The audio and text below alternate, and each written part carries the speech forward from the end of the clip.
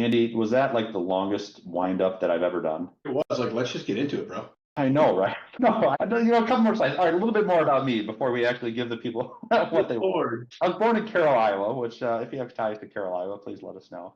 Based in Austin, I always love sharing this photo because a lot of the folks on this call are in this photo. This is the last BBCon. Anytime this group speaks on automation, everybody shows up, which makes me very proud. I'm so proud of what this team has done. So this is something that we know a lot about, people are interested in. Let's get right down to it. What is automation? I found the right book cover, guys. Shoemaker and the Elves. This is the best way to understand automation. I say that because I've been searching. We all thought of the book as Shoemaker and the Elves, and then when I went and looked online, they're all called the Elves and the Shoemaker, and it really threw me for a loop. I thought, has my whole life been a lie? I really thought the name of this book was Shoemaker and the Elves. If you've read this book, you understand automation. It was a shoemaker who had limited staff.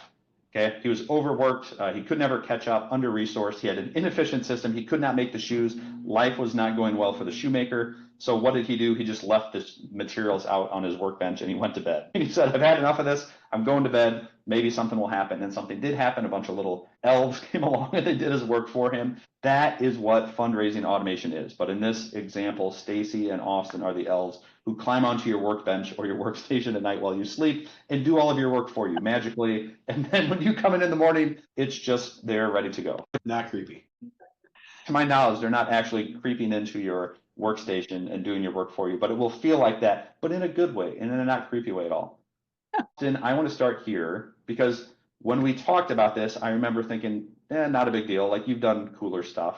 And then we talked about it at BBCon and people went nuts. They went bonkers. They were throwing their chairs, like people were screaming, people were naming their kids after you. Like, it was a whole thing. So what, for higher ed, for K-12, for people on the call today, what is this automation that everybody's bonkers about around like graduation years? What is this thing? So a lot of schools and universities keep track of like parent and grandparent, like grandchildren's years in the addresses and salutations. And I cannot express how difficult this is to do currently in database view. It's a lot of exports from multiple locations, data manipulation in Excel. Like, it's just so much effort to keep this one area of a record updated. It's ridiculous. So automation to the rescue. Yes. So what the automation can do is it will be notified when a new education record is added to a child's record.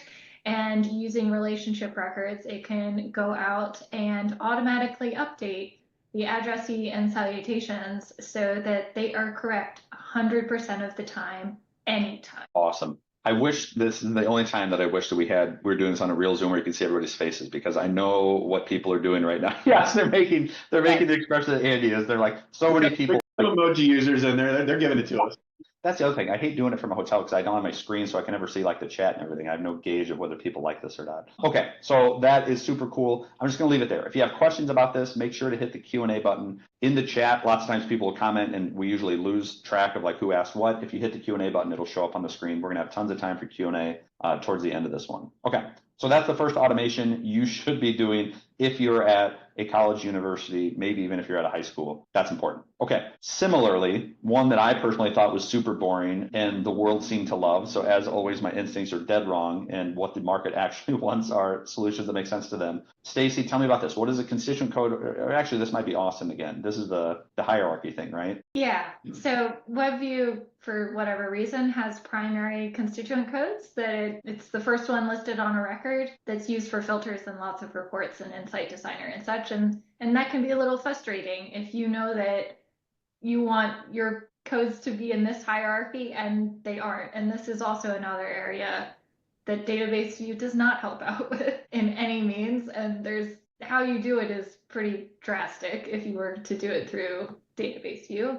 But what we can do in automation is basically resequence your constituent codes whenever new ones or new constituents are added to the system so that they are always in the correct hierarchy. So this, I just realized when you were talking about this yesterday. So database view, you have all these constituent codes and you can operate. It doesn't matter which one's number 1, which one's number 7. Yeah. This happened because now that WebView is taking over and eventually database view will get sunset, which is a whole other thing. It's important because a lot of stuff functions off of the number 1 constituent. Yeah, the first one listed on a record. Okay, so we need a way to suddenly care deeply about the order of things when we didn't have to before. This automation just goes every night and looks through and just reorganizes it to however you want? Yeah, it looks for new constituents and it looks for any constituent records that were updated that day. Awesome. Okay, so number 2 example already, if you're at a college or university or K-12 and you're dealing with this stuff, already Austin has made your day. This is what's possible now. All the pains that you are encountering can be automated away. Let's keep it going. What about auto tagging? What are places doing? I think we have a client example of this. So Stacey, can we talk about Knox College? Is that all right? Yeah. Okay, so what are they doing? What does auto tagging mean? This is like the membership circle stuff, right? So most of you probably have giving societies of some kind. This might be based on annual giving or lifetime giving or something. So in this example, we have a person who, hasn't made any gifts this year, so she's not a member of the 2025 giving circles. Prior to automation, what you would do is every time you needed to send an email or a letter to the Gold Society, you would have to run queries and add these codes. It was never up to date. It takes a while. Now what can happen is if a new gift gets added to the system, then Power Automate adds up all of their giving for the year and changes their attributes so that you at any moment can just say, okay, who are my Gold Society members? And they're already ready for you. You don't have to do all of those queries and imports and exports and all the things that you had to do back in the day to make those happen. So I'm thinking of all of the colleges, universities that are like annual report time comes around. Boss says, hey, go ahead and run quick for me to do to the printer today. You go ahead and run that list of donor level tier things for you that you put together. Like hit the button to run that for me. And you say that's going to take 3 days because I have to run 16 queries and a bunch of other stuff. So yeah. And you have to find out, okay, so this person was a gold member. If I'm even thinking Creighton, right? So like I'm a certain tier of like athletics, supporter, but like that may have been last year and I haven't done it this year. So I need to look when's the last time you paid. All that stuff is manual labor, which I'm only learning about as we get into this, right? And I'm sure most executive level directors also have no idea. They think that Razor's Edge or Blackbaud CRM or whatever is easier. So this automation just runs all the time. It just, whatever it is, you define the parameters for the gold circle and it's always looking and always updating. So it really is a point where you can hit the export button and the list is up to date no matter what. Yep. It's awesome. And one of the points, Nick, is, and I've talked to a lot of clients about this, right? So most often when this is happening, to Stacey's point, is like once a year, and it's like 6 or 8 weeks before your donor recognition event, where you're like, we need to know who to invite to this darn event, right? So they're going to get acknowledged in November for something that they may have done in April, right? This is an opportunity where, because it's updating in a normal fashion, if you wanted to, one, it's going to be on the record, but even if you ran a simple, like, hey, like I just want a simple list of like anybody that's 2025 gold, you're going to get that and be able to thank them as it's happening in April and not have to wait until November when it's kind of like, well, afterthought.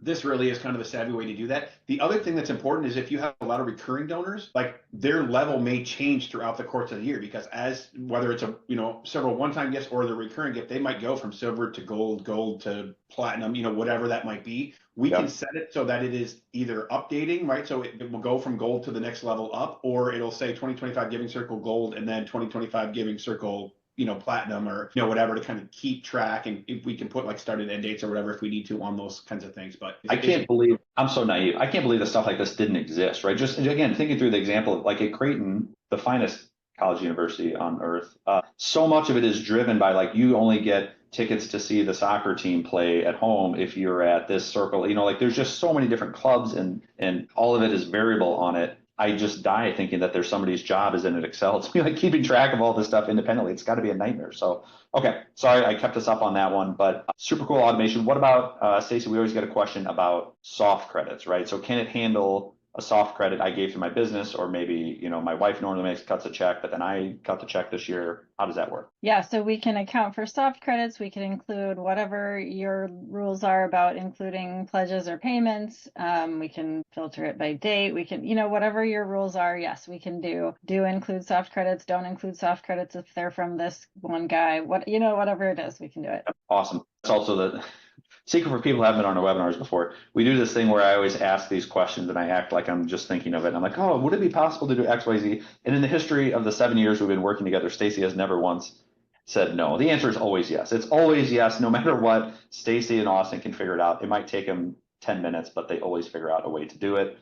I have a quick question from Yeah. the chat. Rita wants to know about how that's different from the donor category report. So I don't think the donor category report adds anything to the record. Somebody correct me if I'm wrong on that, but I think it just spits you out a list, which is helpful. But this actually adds something to the record so that you can query on it. If somebody asks you for today's deal, you can get it and you don't have to run that whole big report, especially if you have tons of donors. That report takes a long time to run. Excellent. Great question. Keep them coming. Let's stick on the database administrator side of things and data cleanup, phone updater. Austin, I always think this is super cool because everybody struggles to keep phones clean and organized, especially as people move and you've got graduates who have cell phones and then they end up having business phones. I just want to highlight one of them, right? This cleaning up the cell phone thing, because I'm thinking here the example of high schools that are doing phone-a-thons, right? Which involves usually leaving a voicemail because nobody answers their phone anymore, but it involves leaving a voicemail and then probably sending a follow-up text. For you to be able to do that, you need to know which numbers are cell phones, which ones are landlines. What is the automation you built and why is it the coolest thing ever? So what it uses dynamic data that exists on a constituent record already. So it uses the primary address state and compares it against the home phone's area code. So we can see here the area codes for New York. Let's say this person lives in North Carolina. We can then deduce that their home phone is actually a cell phone. Awesome. And then you change the record and mark it as And this. then the automation takes care of the whole, like running it through and updating the phone type. And I think the best part about this is, and the whole list there, is it runs against every phone that was added that day. So it runs overnight and it's just churning through every time you add new data to your system. So cool. Elizabeth Johnson, who's cleaning up phones right now, that one is for you. Stop doing what you're doing. Talk to Austin, get this one. Let automation do let the little elves do your cleanup for you. Okay, daily digest. Now we're getting into even more fun stuff. So automation can do amazing things on data health, right? Data cleanup, deceased records, and phone stuff, and constituent tagging and priorities, all that cool stuff. It can also do a whole bunch of amazing things which are forward-facing, like emailing your donors and things like that. Now we're moving into that part of the world. Stacy, what is a daily digest? Let's talk about Wake Tech. What are we doing there from a daily digest perspective? So this one is so cool. It's actually a complete pledges notification. So if a donor makes a gift that fulfills a pledge, we can send you the donor's name and their pledge amount and the pledge date into your email. So instead of having to go check every day or every week for, do we have any pledges that have been fulfilled? Because, your president wants to call them or whatever it is, right, that you have to do. You could just send this email. You could have Automate Genius just send this email to your president's assistant, right? And then it's done, right? You don't have to do this 5-minute task every day or every week. It's just already there. So love it. So we see this, Andy, correct me if I'm wrong, but in a lot of, again, K-12, higher ed, a lot of times the database administrators constantly getting asked for things, right? Like major gift officer wants to know who made a gift yesterday, who in my portfolio, who has a kid in the college I'm going to go visit, like just constantly the same reports over and over again. Database administrator goes nuts because they've shown them a million times how to pull it, but nobody ever goes into Razor's Edge. Yep. This is a way to bypass all that, right? Just to be like, I'm done fighting this battle. Like Stacy and I are done fighting the battle that our kids have to wear jackets and shorts. We're just going to let them. We've decided where the kids Figure it out, right? Figure it out. In Omaha's cold. You're going to be cold. Okay.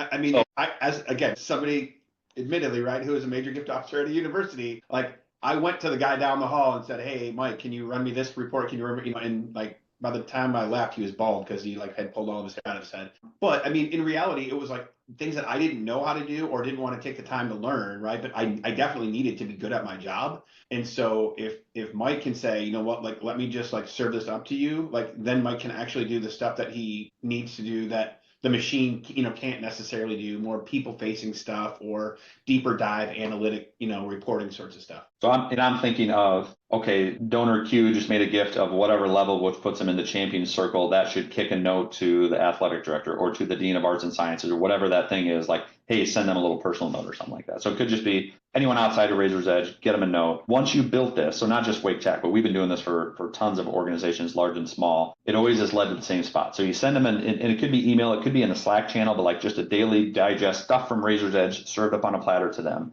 And then they say, hey, could you link that to an action, right? Could you make that clickable? So Stacy, is that possible? It is possible. So what we do now with some of these, if you want to make a phone call to all the people that completed their pledge or who have an opportunity due today or whatever it is, right? Then we add an action to the system with some notes that says, please call this donor to thank for the pledge, and it shows up in that digest. There's a link, so Andy or the gift officer clicks on it, and it pops up this page in Razor's Edge. They click mark complete and add their notes, and it's done, right? So instead of having to, go search for Ellen in the database and then add an action and click all of the 20 things you have to do to add an action, it's all done for you. He has to click 3 things and type what he said to her on the phone. It's so much less time and less effort and less brain power. So it's just way more likely to get your actions into Razor's Edge, right? Which is what we all want, right? You need good, clean data. So let's just meet people where they live and serve it up on a platter, make it easy for them. Okay. And it actually makes it into Razor's Edge, because I'm telling you, I did a whole lot of stuff that was never accounted for in the old Actions tab. Like, what? Probably still isn't accounted for. It's still in a notebook somewhere, never made it in. So you can do, the sky's the limit. If you're at a college or university right now, think of all that you can do with this, right? So whatever reports you get asked for every day, whoever asked for them, customize it to them. And it could be like, we've seen clients that want to get prompted. Hey, if somebody gave a gift above a certain level and they're not assigned a solicitor, not in somebody's portfolio, let's make that happen, right? Give me a link to assign them to somebody or automatically assign it. Send a note to a department head, right? Let me know if it's a first-time donor. All that stuff is there for the taking. This is the new world, guys. This is what fundraising used to be, a lot more boring and tedious than it is going to become in the next few years, because life is getting better because of automation. It was inevitable that once, Stacy, you and Austin and the team started building out stuff like this, like these daily reports, and then, hey, yes, we can link it to an action, that somebody was going to say, hey, that's cool. That's great. You got me my daily list. What if, could you just write the email for me, right? Can we take it to that level? I'm a major gift officer. Do I really need to start every time with my own blank canvas? So this is the really cool thing that you guys built. Heartfelt emails, and it's used, I just pick on Regis and Springside because they do such a great job with it. But many, many, many colleges, universities, and big organizations like Field Museum and hospitals. Here's what I want to show everybody. Take a minute and scan this, because I'm going to give you a real life example of this. And it's way more impressive for you to get the actual sample because you're going to interact with it. So go to, and Mankey can do me a favor and drop that in the chat, easy.automategenius.edu. You can click on the link or you can scan it, and you're going to put in your first name, your last name, and your work email. And you are going to get a sample, which is going to be the greatest thing that has happened to you all day long. So picture you are a development director or a major gift officer or the dean of the College of Pharmacy or whatever it might be, and you are going to get an email. So go in, take a minute, scan that QR code. I'll give you another 30 seconds here. Make sure it's working as I see any notices, make sure it's all flowing. So you go there, fill it out, first name, last name, put in your work email. You're going to get an email, and it's going to look like this. Okay, boom. A real working email. It's going to come from me. I'll zoom in on it here. And the reason I wanted you to do this yourself is because you're going to want, the reason I wanted you to do this yourself is you're going to want this sample because you're going to want to be able to interact with it. When you look at that email on your phone, it's going to look like this. We have a bunch of fake names. These aren't real people. We operate out of probably the biggest sandbox anybody has inside of Razor's Edge. You're going to see a bunch of names and then a bunch of message prompts. I want to show you the magic of this email. Okay, so I'm going to go in here. Let's look at John. And there's a little prompt that says President's Circle gift. I click on that, and you can click on it. And what's going to happen is it's going to open up the message that you're going to send to John as a draft that you can edit in whatever system you're using. This is the beauty of it, right? You're a major gift officer. You're not going and living in Razor's Edge and then pulling a query and then typing something out. That's not how anybody works. What you're doing as a major gift officer is getting this list of links and saying, oh yeah, John made a gift. He's in the President's Circle. You click on it and it drafts it for you in Outlook or Gmail or Thunderbird or whatever it is you're using for your email provider. And you can go in and edit it. You can change it. You can say, maybe he doesn't go by John, he goes by Jimbo, whatever it is. Maybe you just saw him yesterday at the grocery store and you want to say, hey, it was good seeing you while we were looking for pineapples. Whatever the heck it is, you can adjust it on your own. You can send it, you can not send it. It's just serving it up on a platter. Andy Schrader, is this something that colleges and universities tend to enjoy? Colleges and universities, and I know we have some high schools on here too. One of the things I want to point out, like, obviously, the example you showed was in an Outlook format. Most of our K-12 clients use Gmail or like the G Suite. So yes. Just because we're showing you an example in Outlook doesn't mean that it can't translate to Gmail, because it absolutely does and it absolutely can. But yeah, it's wild. And really the conditions, the message prompts, we gave some examples there, but it's essentially we can create a message prompt or a condition that will allow you to recognize parent donors or first-time donors or a young alum, however you want us to notify you that somebody did something that triggered you wanting to know that, and then creating a message to kind of align with what that does,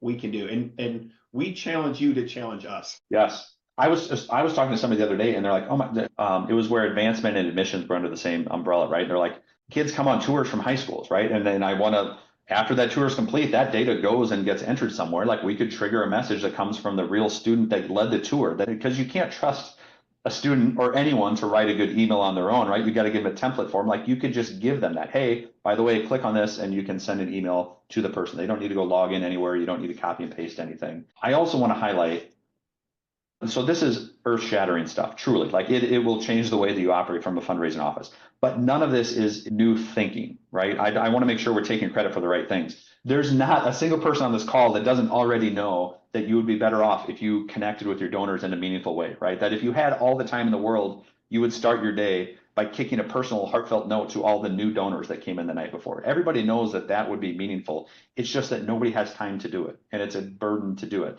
Everybody knows it would be really cool if every time somebody made their 20th gift to your high school, they got a note said, hey, it was the 20th time you've given, but no one would have any ability to do that. Stacy, you would have to log into Razor's Edge, run a query, count the number of gifts, see if that person, has an email on file, like all that stuff. And by then it's noon. So we're not inventing any new ideas. We're just making it so that 95% of what you already know that you should do, we can automate it and serve it up for you on a platter. And that is the miracle of what's happening. Nick, okay. Before we jump on, I did see there are a few questions that people kind of had as follow-ups to this. So you can kind of tackle them real quick. In terms of, who is entering the message prompts, that is a situation where you at the organization, we will work with you. We can kind of give you some templates, but we want to encourage each individual sender, right? So if I'm a major gift officer, if Austin's a major gift officer, and we're both sending the first time donor email, Austin and I, both amazing people, charming, good looking, but we talk kind of in a different voice, right? So what I say to a first time donor and what Austin says to a first time donor are different. I'm going to be able to edit my unique message prompts. So I'm going to kind of pre-program in and say, when I click that first time donor button, this is what I want the email to kind of generate out for me. Austin will be able to do the same for her. And that might work for a while. And then seasonally, we might say, hey, you know what? It's homecoming coming up. Like we want to change the message to include some blurb about homecoming. So we can log back into the app, tweak the message to kind of make that decision about homecoming. And then that becomes kind of our new message prompt. So that's a big thing. The other question was, where are the messages logged when they're sent? And so from that standpoint, once I send it, obviously if I'm sending it from Outlook, it's going to show up in my sent email from Outlook, or my sent email, it's going to show up in my sent Gmail messages, but we can actually record that message prompt draft and put that in the Razor's Edge record for the individual person. So to put it in there, some organizations want us to put it in there and mark it complete. Some organizations want us to put it in there and not necessarily mark it complete and leave it up to the gift officer to go in there and kind of mark it complete or sent after they physically have sent the email. I think that you nailed it.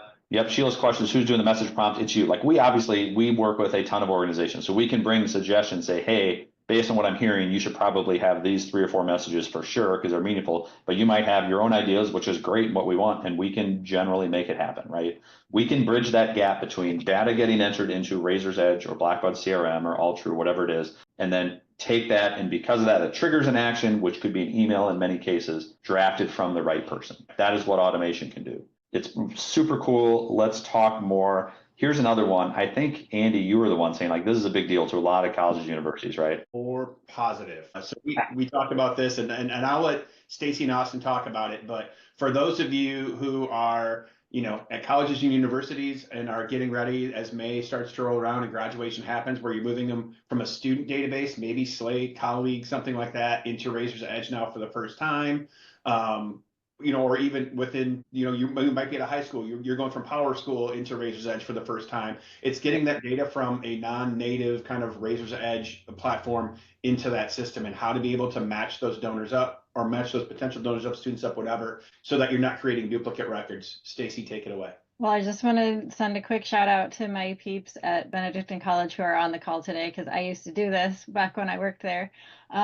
And that is a crazy job, getting the registrar stuff into Razor's Edge after graduation. No fun at all. But what the magic folder does is it takes some CSV or some outside data source of some kind, and you basically drop it in a folder that we designate, and then the automation says, hey, there's a new file, and it goes and looks all these people up in Razor's Edge. It does the same thing you would do if you were just sitting at Razor's Edge typing away names, addresses, phones, emails, whatever. And then it gives you an output that is kind of whatever you need, right, to do an import. So if we find no matches in the system on any of those things, it can create a file for you that's ready to import, and it has the columns for phone type and the columns for this and that and the other. If it finds a match, it can actually add the Razor's Edge ID to your file. So now you know, oh, this person is a student volunteer for the phone-a-thon, so he already has a record. That's this guy right here, right? And we'll do different files if there's a bunch of matches because somebody's name is David Johnson, or a different file if it's somebody that only found one match. So this is very customizable, and it takes away a bunch of the work. It keeps you from importing a lot of duplicate records, just saves you tons and tons of time and headaches.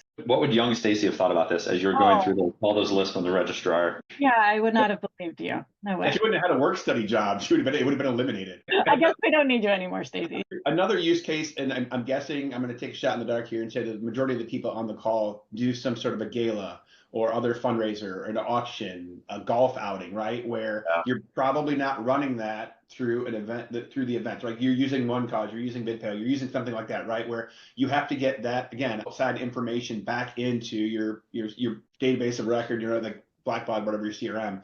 This again is going to take the opportunity to match those things in there so that you're not having to key everything in one by one, or import it and not sure if it's mapped to the appropriate field. It really is intended to help you kind of import things back in and get them not just in, but in and where they need to go. Super cool. We believe, and on that example, like we have had people say, hey, that's going to put me out of a job. Like, I mean, in the same way that, yeah.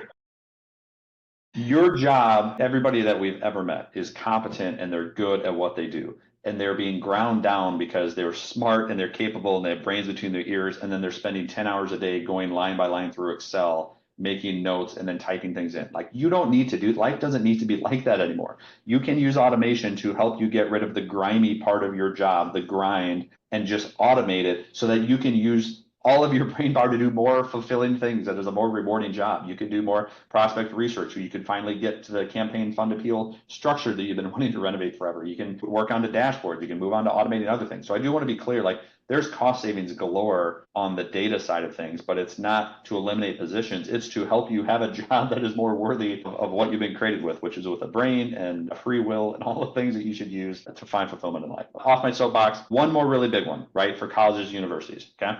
Here we go. Gift acknowledgments. I want to talk, Austin, I think this is you. Let's talk about NC Central, North Carolina University, right?